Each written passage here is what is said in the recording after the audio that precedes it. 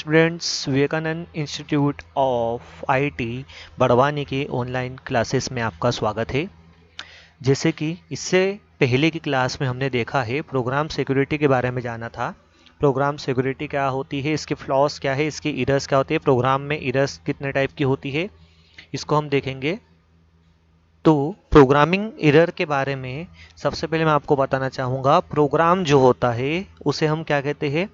तो जो हमारा प्रोग्राम है वह जो हमारे इंस्ट्रक्शंस है या जो हमने LOC लाइन ऑफ कोड्स लिखे हैं उनसे मिलकर के बनता है।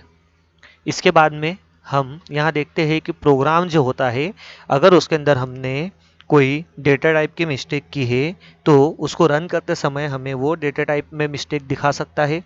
उसके अलावा साथ ही हमने कोई ऐसा यहाँ पर कोई एक इस टाइप का मैंने कोई वर्ड लिख दिया जिसको मैंने डिफाइन नहीं किया है कि वो क्या है, इसको प्रिंट करना है, ये कोई डेटा टाइप है या ये क्या है। मान लीजिए मैंने ए लिख दिया, अभी ये ए क्या है, तो ये एक प्रकार से हमारा क्या हो जाएगा, ये प्रोग्राम के अंदर एरर आ जाएगी। तो प्रोग्राम के अंदर एरर्स यूजर जनरेट भी हो सकती है।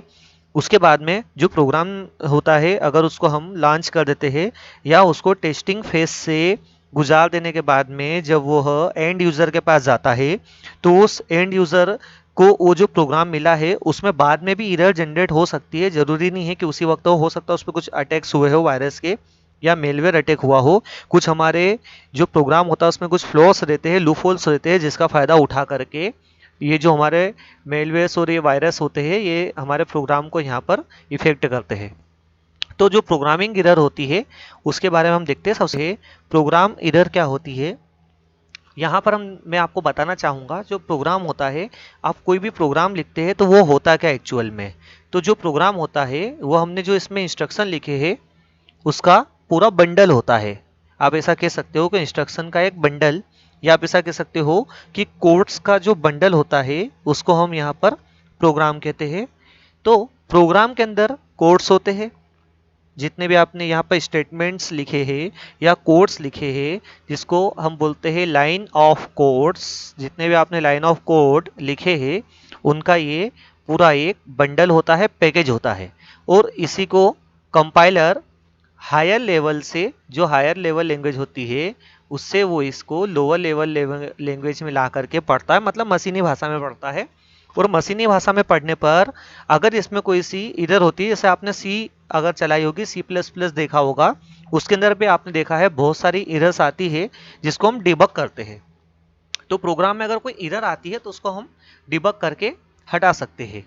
तो यहाँ पर अब टेस्टिंग करते हैं। जब भी आप प्रोग्राम लिखा आपने तो सबसे पहले आप क्या करते हैं, यहाँ एक एक कोड को चला करके देखेंगे या फिर आप यूनिट टेस्टिंग करेंगे। इसको सॉफ्टवेयर इंजीनियरिंग की भाषा में यूनिट टेस्टिंग कहा जाता है। यूनिट टेस्टिंग होती है। इसके अलावा आप ये पूरे जो कोड आप किसी को दिखा रहे हो और प्रोग्राम कैसे चल रहा है ये दिखा रहे हो, तो इसको व्हाइट बॉक्स टेस्टिंग बोलते हैं। मतलब सामने वाले को कोड दे दिया जाता है, वो उससे टेस्टिंग टूल्स से टेस्ट करता है। तो यहाँ पर थोड़ा सा सॉफ्टवेयर इंजीनियरिंग के बारे में भी जानकारी होना चाहिए कि ये प्रोग्राम के अंदर एरर्स क्या क्या होती है। तो सबसे पहले आपको बता दूं मैं, प्रोग्राम के अंदर होती है एरर सबसे पहली सिंटेक्स एरर। सिंटेक्स एरर का मतलब होता है ऐसे रूल्स जो हमारे बने हुए हैं उस भाषा के लिए, वो भाषा कोई सी भी हो सकती है, उदाहरण के लिए सी है, तो सी के अंदर हमको अगर कोई चीज़ प्रिंट करना है तो मुझे प्रिंटफ फंक्शन का यूज़ करना पड़ेगा।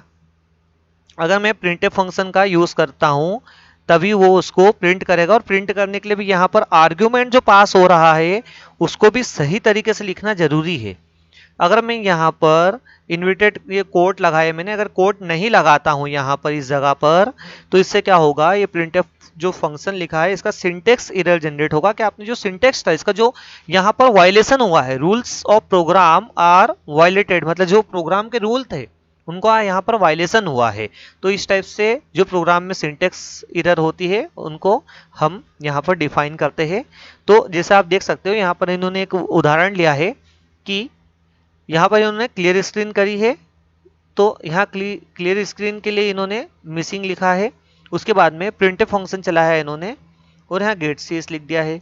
तो ये CLR SCR है यहाँ पर क्लियर स्क्रीन। बाकी यहाँ पर ये जो यहाँ एक हमने देखा है सेमी कॉलन यहाँ पर मिसिंग है, आप देख सकते हो यहाँ पर सेमीकोलन होना था, बाकी उन्होंने सेमीकोलन नहीं लगाया, तो ये एक प्रकार से सिंटेक्स एरर आ गई है। यहाँ पर जो है ये सिंटेक्स एरर जनरेट हुई है। आपको मैं दिखा देता हूँ एक बार, ये देखिए यहाँ सेमीकोलन नहीं है, बाकी यहाँ सेमीकोलन लगा है। तो इन्होंने इस जगह पर लिख भी दिया है कि मिसिंग कहाँ पर हुआ है, ये इस जगह। तो ये एक प्रकार से सिंटेक्स एरर है, सिंटेक्स की मिस्टेक करना। उसके बाद में दूसरा आता है सिमेंटिक एरर। सिमेंटिक एरर ऐसी एरर होती है, लिखा है this error occur when statement has no meaning, मतलब एक प्रकार से लॉजिकल, जो लॉजिकल चीज होती है, यहाँ इसको आप लॉजिकल एरर भी कह सकते हैं, क्योंकि ये जो है यहाँ पर जो हमने स्टेटमेंट लिखा इसका कोई मीनिंग ही नहीं बन रहा है। उदाहरण के लिए हमने यहाँ लिखा है int A B C D, A divided by यहाँ पर बी लिख दिया, प्लस यहाँ पर हमने डी लिख दिया और इक्वल टू सी लिख दिया। अब सी को यहाँ पर हम क्या करें, प्रिंट कर रहे हैं, तो ये क्या प्रिंट करेगा, कुछ भी नहीं, क्योंकि जो हमारा कंपाइलर होगा, वो कंपाइलर जब यहाँ पर कंट्रोल आएगा, कंपाइलर का जो हमारे पास में सीपीयू का जब कंट्रोल आएगा, तो यहाँ पर इसको देखेगा कि ये क्या है, यहाँ क्या किया गया है, तो ये इसको एरर जनरेट करेगा कि इसका कोई मीनिंग ही नहीं है, मीनिंगलेस है, यहाँ लॉजिक ही नहीं कुछ बन रहा है ना। तो इस टाइप से चीजें होती है। तीसरी होती है टाइप एरर्स। आपने अगर प्रोग्राम टाइप करने में कुछ एरर लगा कर दी यहाँ पर, तो उसको हम बोलते हैं type error. Error this error occur. तो अगली एरर हमारी, तो तब अगली टाइप आती है हमारी टाइप एरर। जैसा आपने कोई कोड लिखा और कोड लिखने में आपने यहाँ पर मिस्टेक कर दी, तो वो एक प्रकार से टाइप एरर हो जाएगी। आपको लगाना था यहाँ पर सेमीकोलन और आपने गलती से लगा दिया कोलन, तो वो भी एक प्रकार से हमारी टाइप मिस्टेक में आएगी। उसके बाद हम देखते हैं रन टाइम एरर। जब हायर लेवल लैंग्वेज से लोअर लेवल लैंग्वेज में उन कोड्स को लाया जाता है मशीनी भाषा में समझने के लिए, तब ये run time error basically generate होती है। इसमें क्या होता है, अगर आपने कोई ऑपरेशन ऐसे लिख दिए हैं जो कि उसमें गलत तरीके से लिख गए हैं, ठीक है, आपको मान लीजिए ए ऑब्लिक बी लगाना था और आपने बैक स्लेस लगा दिया और इक्वल टू आपने इसमें कर दिया सी। अब आपने ए की वैल्यू दे रखी, यहां पर आपने ए की वैल्यू भी दे रखी है और यहां पर आपने बी की वैल्यू भी दे रखी है। बाकी ये यहाँ पर ए या बी की वैल्यू को प्रिंट ना करते हुए या डिवाइड ना करते हुए यहाँ पर ये बताएगा कि आपने बैकस्लेस लगाया है। तो ये बैकस्लेस तो कोड करने के लिए लगाते हैं हम, तो यहाँ पर ये मिस्टेक बता देगा, रन टाइम के ऊपर एरर आएगी। ऐसे रन टाइम की एरर बहुत सारी आ सकती है।